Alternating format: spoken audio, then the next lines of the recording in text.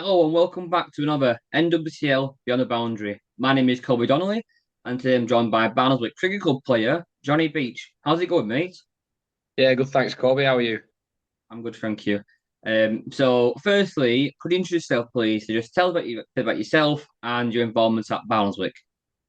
Yeah, so obviously I'm Johnny. I play for Barnoldswick Cricket Club and I have done all my career. Started off as a youngster, under 11s, under 13s, come through the ranks, and I was club skipper for about 4 years from the age of 19 to 22, and I passed that on a few years ago now, and I just do other things in the club now, which I'm needed to do.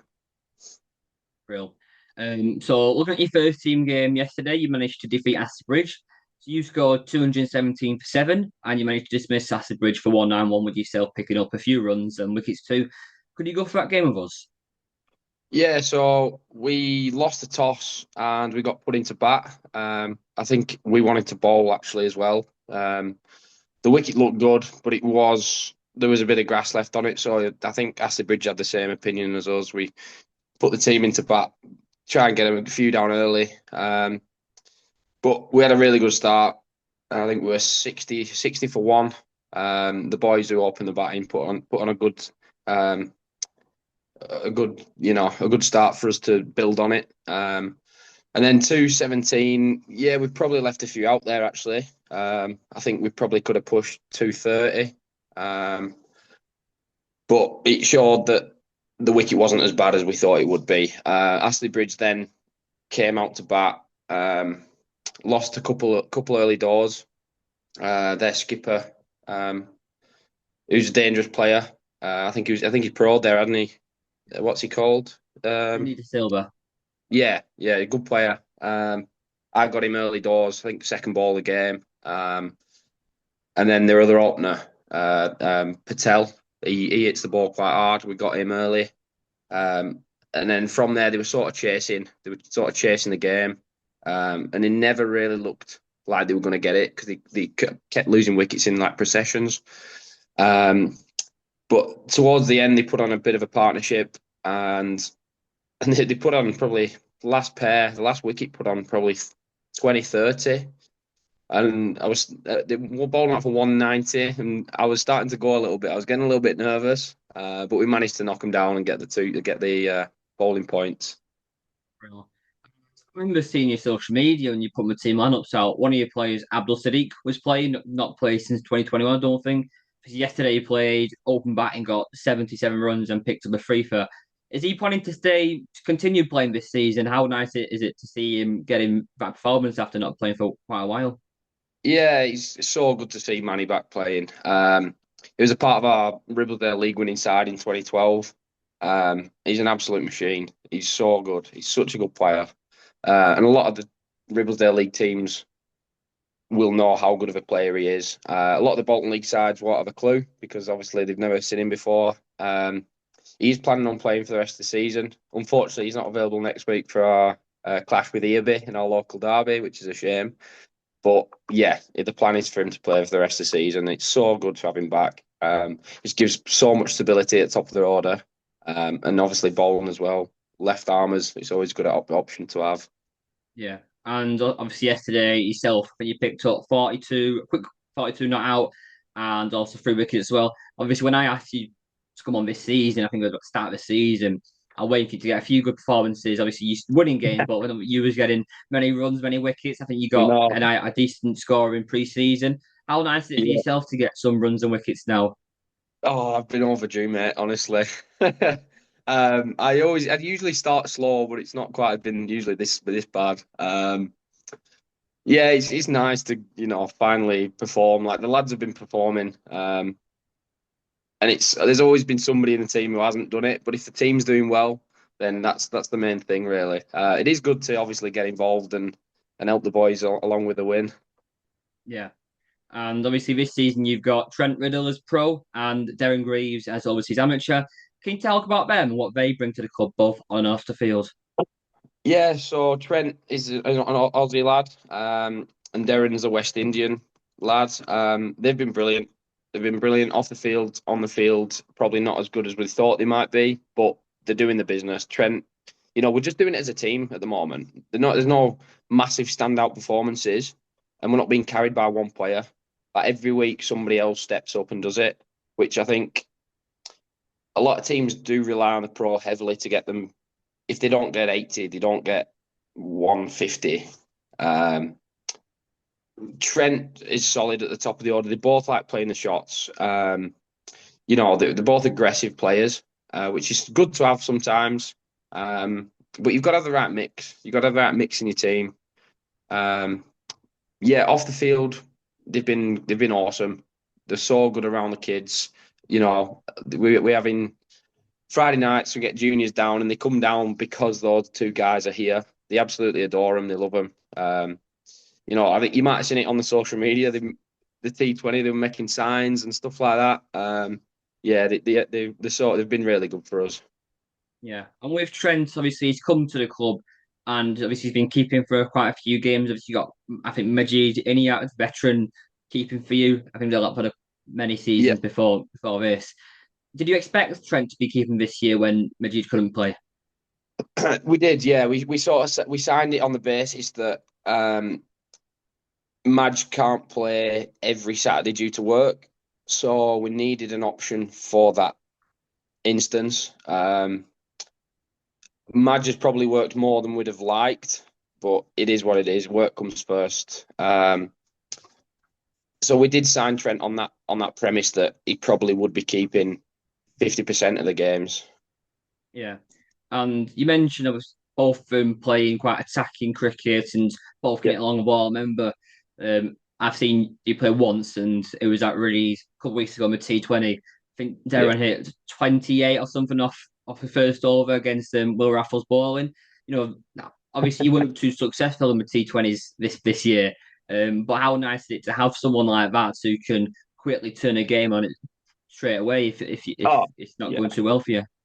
Absolutely, yeah. It is good to have. It's a good weapon to have. I mean, like you said, it was Will Rathall bowling, so let's I think Will hold his hand up at that. It is a good weapon to have. If someone can just turn the tables and just go bang bang, and it's a bit of a counter attack. It's a pretty good weapon to have in your arsenal. Hmm. And you've got Matt Kavanagh as skipper this year. And can you talk about him and how the team responds to him as captain? Yeah. Matt's been around for probably 6, 7 years now. And he's a proper leader, is Matt. He's a player that no nonsense, says it how it is, and gets things done. Lads respond to it well because, like I said, he is no nonsense, and if he says it, he wants it doing, and it gets done. He's a football manager, he's Matt, and he manages Silsden, and they've just been promoted to the Northern Premier League. They've gone from the northeast counties up there, and so he's got that management side to him. And he's a player that he rallies the boys, he gets people going, he gets people up for games. And yeah, like I said, I was skipper, but I passed it on to Matt because I knew what he can do in terms of that man management sort of area as well. But yeah, he's top guy, top skipper. And as vice captain yourself, what did he normally come to you for? Is there any do you come to you for advice or anything like that, or do you kind of help him out? What kind of way do you use your vice captaincy role for him? Yeah, it's mainly off field things, um, mainly selection issues, or if he wants me to speak to somebody, I do sort of more off field stuff. I leave the on field to him. Obviously, I help him out if he needs anything on the field, but he's very much his own captain and's got his own plans. So it's mainly off field stuff. Yeah. And this season, your first currently sit fourth in the Championship division. I think a couple of them teams above you, so you still got a game in hand or two games in hand over them. How do you think this season has gone, and what were your expectations at the start of the season? Um, we've started really well. Um, the expectation was obviously to push for promotion. Whether or not we could do that was always a question. And I think we are pushing for that spot. It's one of them. It all depends on how we start. Um, and we've started really well this year. So we are now expecting to push for those top two places. At the start of the season, there wasn't much talk about Barnoldswick, who we'd signed, and it's good. I like flying. It's good to fly under the radar sometimes because teams, if they put you on a back seat, they don't expect much of you. You can sometimes surprise teams, and I think we have done that this year. And it's a good place to be. Like I said, yeah, we've 2 games in hand on a couple of teams, 3 on Rib Wanderers. So yeah, we're sitting pretty well at the moment. Yeah. And what do you think your biggest strengths and weaknesses are if you were to get promoted or not? Um, Strengths, I'd say we bat really deep. Um, like with lads batting 8 and 9 that could easily bat top 5 in a lot of teams. Um, and I think you need that if you do get promoted because you will find yourself against some of the bigger, better clubs than us. Um, you will find yourself, you know, 50 for 5 and 6, and you've got to really dig in to get, a decent score on the board.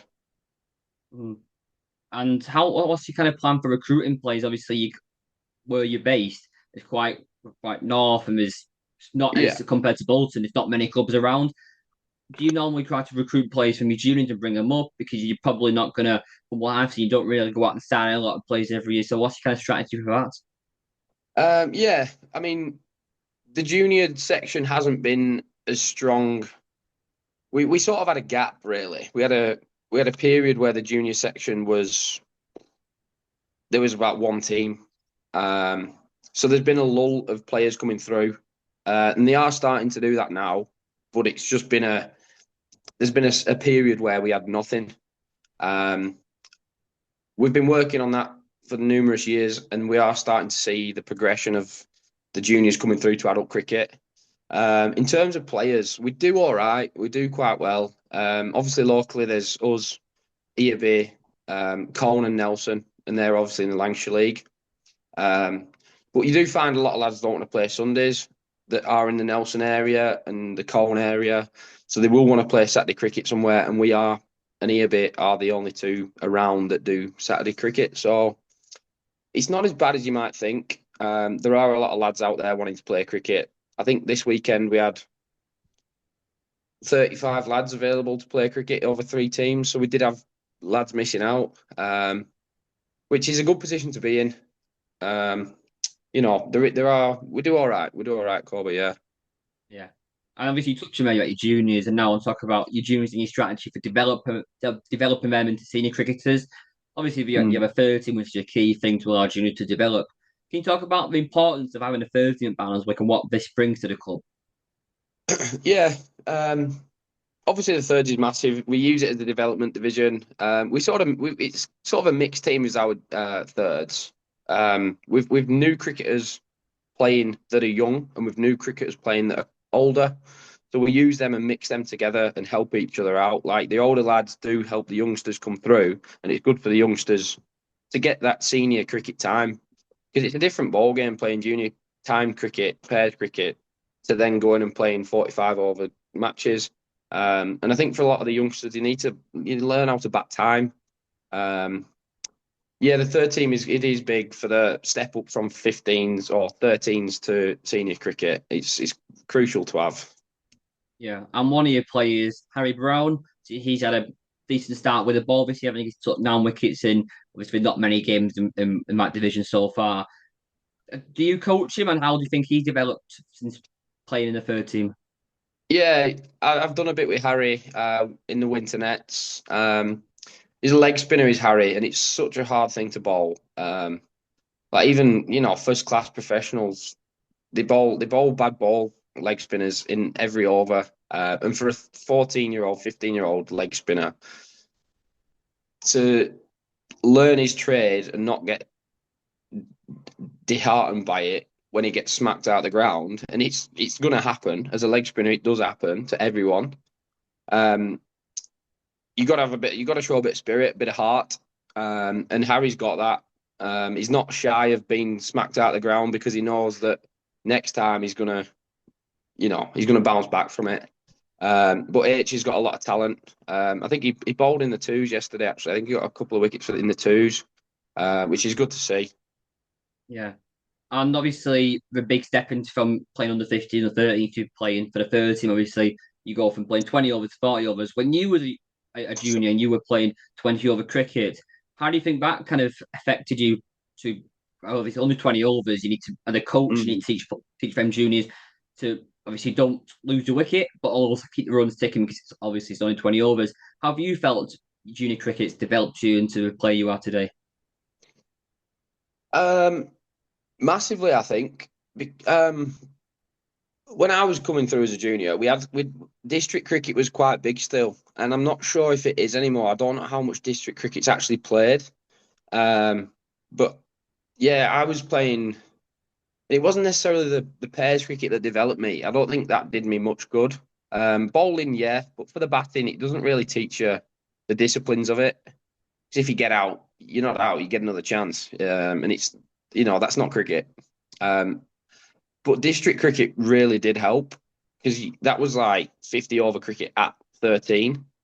Playing against really good teams over in like Fylde and Lytham and places like that, and it teaches you proper cricket at a young age. Do they still play district cricket? Do you know that? Interleague cricket, so it's kind of the best Oh, players from different clubs. So Northwest Cricket Interleague, you have, I think it's Bolton League clubs plus a few yeah, from the Ribblesdale sides this season, and pretty much it's under 11s, 12, 13s, 14s, and you play the best of GMCL, best of Lancashire League, best of Northern League, and right. that's how it's not really district by schools, it's more by clubs Oh, now. okay. Yeah, okay, yeah. So Yeah. there is a system there, isn't there? And I think that's crucial, really, because it is it's a different ball game, really. They got to learn the disciplines at a young age. Yeah. And obviously at Barnoldswick, you also host different events at the club, including last night you hosted a Caribbean evening with your own Devon Grease providing Caribbean food. Can you talk about this event and what these sort of events brings to the club as well? Yeah, yeah. Last night was quite a big night, actually. You're lucky you've got me on today. No, they're really good. Um, it's just about the community spirit. It's about getting people down. It's about getting people together and having a good time. Because ultimately, we're a community club and we're not professional cricketers. We love our cricket, but ultimately, we're a family community club, and it's about having social events and keeping that club mentality together. Yeah. Obviously, many other events. I think you're hosting a Rest of the World 11, the Australia 11. So it's all these events. Obviously, you mentioned bringing the kind of bringing people to the club and stuff like that. Is this something that's been ingrained into the Barnsley culture from many years in the past?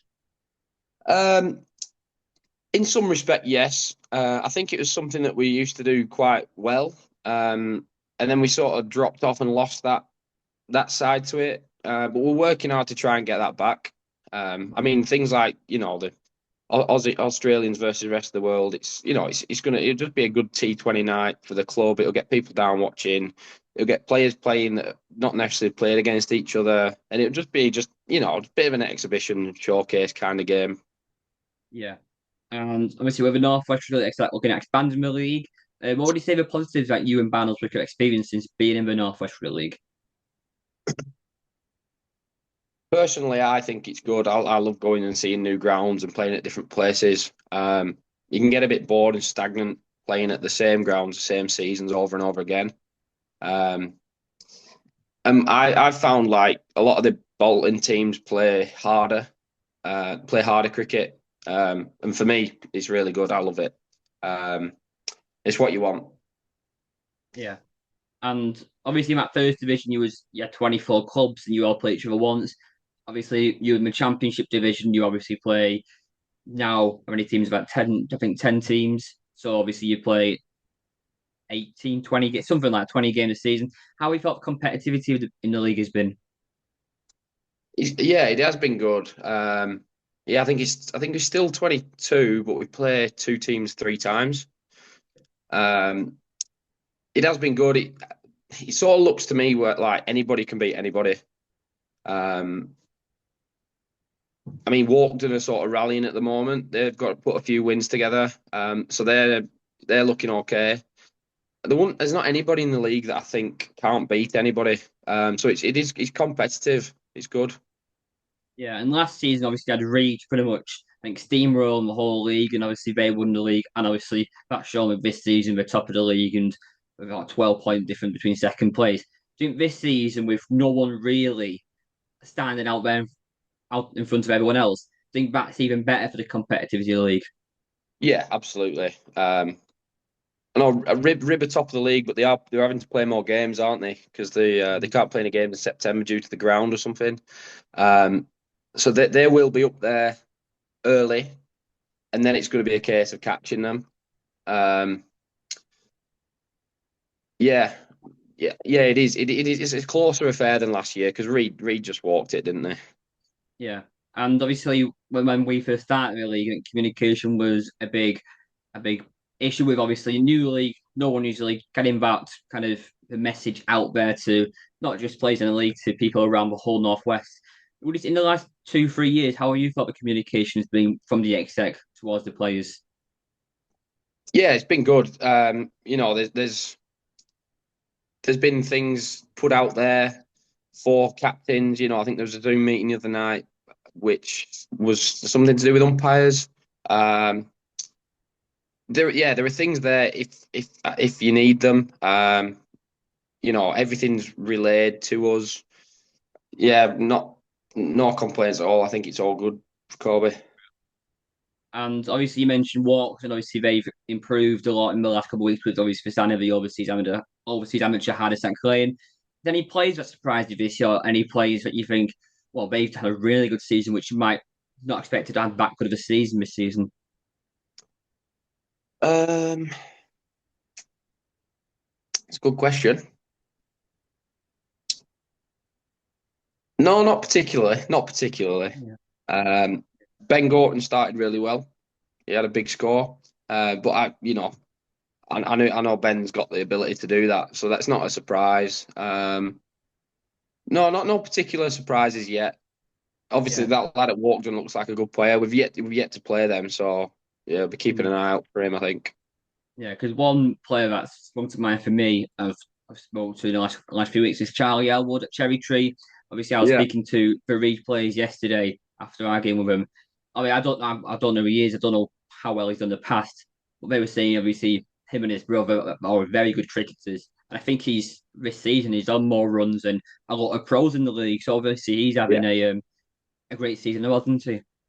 yeah, absolutely. Yeah, the same again with those boys. It doesn't surprise me because they've got the ability, um, and it's just a matter of doing it because they both play with a positive mindset as well. They go out and hit the ball hard, and with the way that wickets have been early this season, yeah, it doesn't surprise me to be honest because they're talented lads. Yeah. And so before we finish, I've got some quick fire questions for you. Obviously, I sent these this morning in advance. So the first one is your favourite cricketing memory. I mean, it's not a personal one, but it's probably England 2019 World Cup win. So, yeah, it's probably up there. And the best amateur that you played with and against. Best amateur with it's got to be Abdul Sadiq. The guy's a freak. And against best amateur, oh, Chris Holt probably. Yeah. And the best pro that you played with. Best pro I played with, I'd have to go either Imran Khalid or Jaffa Nazir. And your favourite ground to play at is in an North Australia League besides Barnoldswick. This is from a batting perspective, not a bowling head, but Reed. Yeah. Because it's an Um, absolute bowler's graveyard. yeah. Um, and your favourite cricketing legend. It's got to be Jimmy Anderson, mate. And your biggest pet peeve in amateur cricket. Oh, see, I had to think about this one. There's a few, but one that really does my head in. Watching on the sidelines, opposition keepers smacking the bails off every time they get the ball. It's like you don't need to do it. You know he's not out of his crease. You know he's not trying to run. Just every single time. Does my head in. Um, Thinking of this one before, it just came to my head just then. Obviously, you are a footballer. If you can only play football or cricket, what would it be? Cricket. Absolutely cricket. 100%. Not a question that, Kobe. What's the best part about cricket compared to football? What's your major difference in choosing that? um, I don't know. I don't know. I've just always preferred cricket. Um, I think yeah. I don't know, mate. I don't know, to be honest. It's a good question. I just prefer it. It's just a better sport, I think. Yeah, it's a longer day, isn't it? Football, you play for a couple of hours. Cricket, you start what 1 till 7, and you stay afterwards or drinks with your mates. It's a full day, isn't it? It's your mates. It's a full day, It's yeah. perfect. Yeah. So, I think And that's all it's the in the questions. summer, Colby. Pardon? And it's in the summer as well, so the sun's Oh, always out. Well, exactly. not always out, but Yeah. Hopefully, whether this weekend with heat wave coming, fingers crossed. yeah. But I think that's all the questions I have. Is there anything that you'd like to add before we finish? No, mate, just keep doing what you're doing. It's really good. It's really good for the league. Top man. Real. Thank you. So I thank you for coming on, and I'll wish you best of luck for the season. Cheers, Colby. Thank you, mate. Cheers. Take care.